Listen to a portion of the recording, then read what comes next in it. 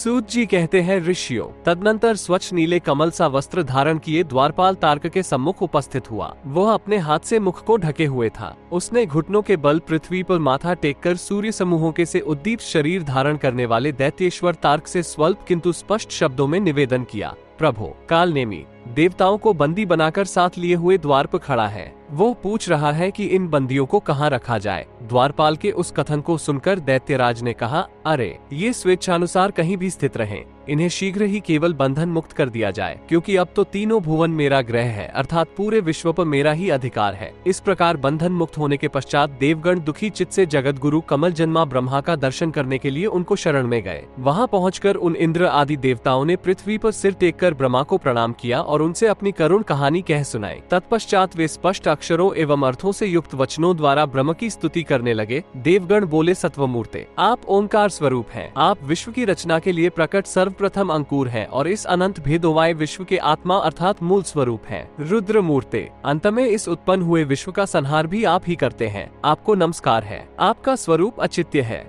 आप अपनी महिमा से अपने शरीर को अपने ही नाम से युक्त अंड अर्थात ब्रह्मांड के रूप में प्रकट कर उसी ब्रह्मांड से ऊपर एवं नीचे के दो खंडों द्वारा आकाश और पृथ्वी का विभाजन करते हैं। हम लोग स्पष्ट रूप से ऐसा जानते हैं कि मेरु पर्वत पर आपने जो देयादि प्राणियों की आयु सीमा निर्धारित की थी, वही कर्तव्यता आदि आप द्वारा निर्मित विधान अब भी प्रचलित है। देव, ये स्पष्ट है कि आप अजन्मा और अविनाशी हैं। आकाश आपका मस्तक, चंद्रमा एवं सूर्य आपके नेत्र, सर्प केश, दिशाएं कानों के छिद्र, पृथ्वी दोनों चरण और समुद्र नाभि छिद्र हैं। आप माया के रचयिता तथा जगत के कारण रूप से प्रसिद्ध हैं। वेदों का कहना है कि आप परम ज्योति से युक्त एवं शांत स्वरूप हैं। विद्वान लोग आपको वेदार्थों में खोजते हैं और आपको जानकर अपने हृदय कमल के भीतरी भाग में स्थित पुराण पुरुष बतलाते हैं। योग के ज्ञाता आपको आत्म स्वरूप कहते हैं तथा सांख्यज्ञों द्वारा जो 7 सूक्ष्म मूर्तियां निर्मित की गई हैं तथा उनकी हेतुभूता जो 8वीं कही गई है, उन सभी के अंत में आपको हो स्थिति मानी गई है। ये देखकर आपने ही स्थूल एवं सूक्ष्म मूर्तियों का आविष्कार किया था। किन्हों अज्ञात कारणवश देवताओं ने उन भावों का वर्णन किया था। वे सभी आदि सृष्टि के समय आपसे ही प्रकट हुए थे और आपके संकल्प के अनुसार उन्हें पुनः वैसी वैसी वासना प्राप्त हुई थी। आप अनंत माओं द्वारा निगूढ़, अप्रमेय काल स्वरूप एवं कल्पित संख्या से अतीत हैं। आप भाव और अभाव की उत्पत्ति और संहार के कारण हैं। आत्म स्वरूप भगवान, आप अनंत विश्व ब्रह्मांड के कर्ता हैं। अन्यान्य जितने सूक्ष्म, स्थूल तथा उनको भी ढकने वाले अर्थात उनसे उत्कृष्ट भाव हैं, उनके द्वारा भी आपका गुणगान किया गया है। उनसे बढ़कर जो स्थूल एवं प्राचीन है, उनके द्वारा भी आप जाने गए हैं।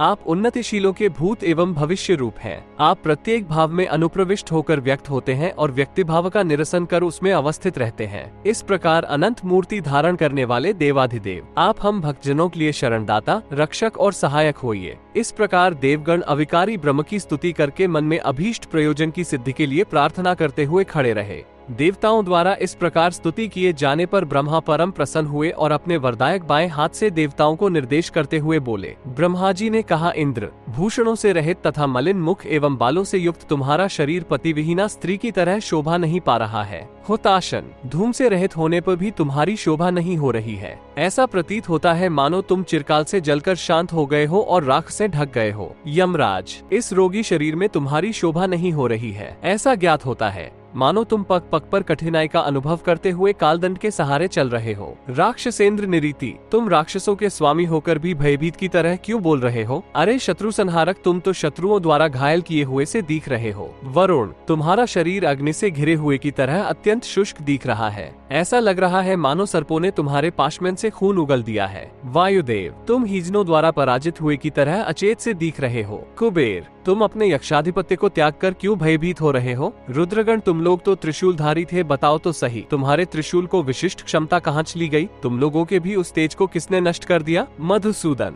आपका हाथ कर्तव्यहीन हो गया है, जिससे इसकी शोभा नहीं हो रही है। इस नीले कमल की सी कांति वाले चक्र के धारण करने से क्या लाभ? विश्वतोमुख, इस समय आप नेत्र बंद करके अपने उदय में विलीन हुए भुवनों का अवलोकन क्यों कर रहे हैं? उन वेदमूर्ति ब्रह्मा द्वारा इस प्रकार पूछे जाने पर देवताओं ने वाणी शक्ति के मुख्य कारण वायु को प्रेरित किया। उस समय विष्णु आदि देवताओं ने वायु को भली भांति समझा दिया। तब वे ऐश्वर्यशाली एवं चराचर प्राणियों के गुरु ब्रह्मा से बोले, भगवान, चराचर प्राणियों के मनों में उत्पन्न हुए भावों को आप न जानते हो, ऐसी बात नहीं है। आप अत्यंत महान, सर्वोपरि और के उत्पत्ति स्थान है। ये तो आपने केवल याचकों के वचनों को विस्तार पूर्वक सुनने के लिए कुतूहल का भाव प्रकट किया है।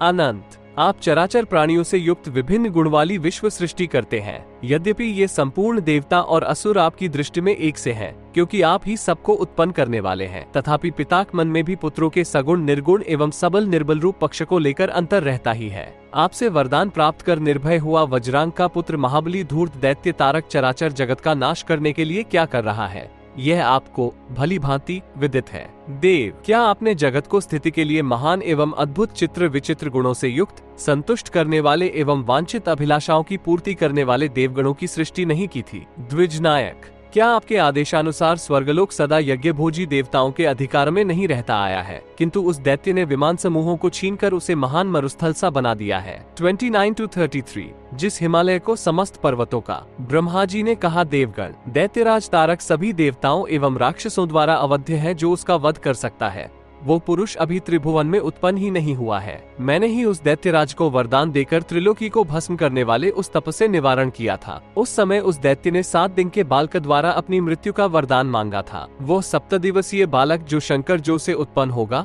सूर्य के समान तेजस्वी होगा, वही तारक का वध करने वाला होगा। किंतु इस समय सामर्थ्यशाली भगवान शंकर पत्नी रहित हैं। इसके लिए मैंने पहले जिस देवी के विषय में उत्तानकर्ता की बात कही थी, वही देवी हिमाचल की कन्या के रूप में प्रकट होगी। उस देवी का वो वरदायक हाथ सदा उत्तान ही रहेगा। उस देवी के संपर्क से शंकर जी अरणी में अग्नि की तरह जिस पुत्र को उत्पन्न करेंगे, उसे सम्मुख पाकर तारक पराजित हो जाएगा। मैंने भी पहले से ही वैसा उपाय कर रखा है, जिससे ये सब वैसा ही होगा। तदनंतर उसका ये सारा वैभव नष्ट हो जाएगा। तुम लोग निःशंक चित्त से थोड़े से काल की और प्रतीक्षा करो। 47-54 कमल जन्मा साक्षात ब्रह्मा द्वारा इस प्रकार कहे जाने पर स्वर्गवासी देवगण उन देवेश्वर को प्रणाम करके अपने अपने स्थान को चले गए। तदनंतर देवताओं के चले जाने पर लोक पितामह भगवान ब्रह्मा ने जिसे पहले अपने शरीर से उत्पन्न किया था, उस निशा का स्मरण किया। तब भगवती रात्रि देवी पितामह के निकट उपस्थित हुई। उस विभावरी रात्रि को एकांत में उपस्थित देखकर ब्रह्मा बोले। 55-57 ब्रह्मा जी ने कहा, विभावरी रात्रि देवी, इस समय देवताओं का एक बहुत बड़ा कार्य आ उपस्थित हुआ है।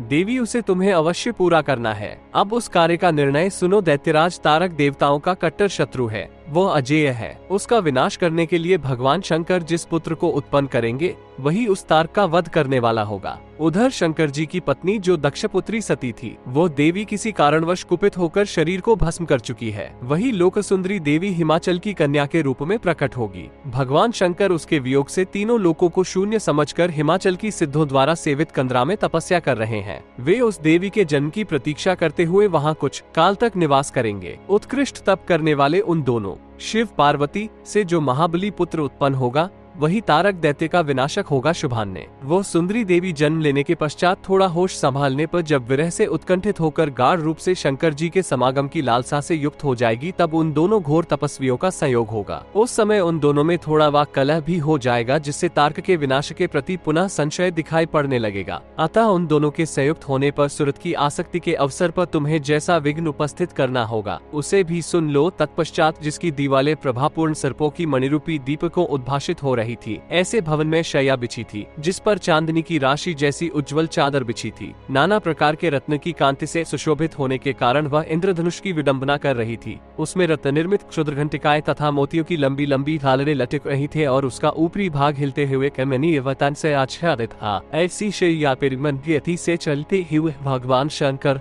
पार्वती के रात विराजमान हुए। उस समय उनका कंधा पार्वती की भुजलता से संयुक्त था। चंद्रभूषण की उज्जवल एवं निर्मल प्रभा सर्वत्र फैल रही थी। कजरारे नेत्रों वाली गिरिजा की भी छवि नीले कमल दल के समान थी।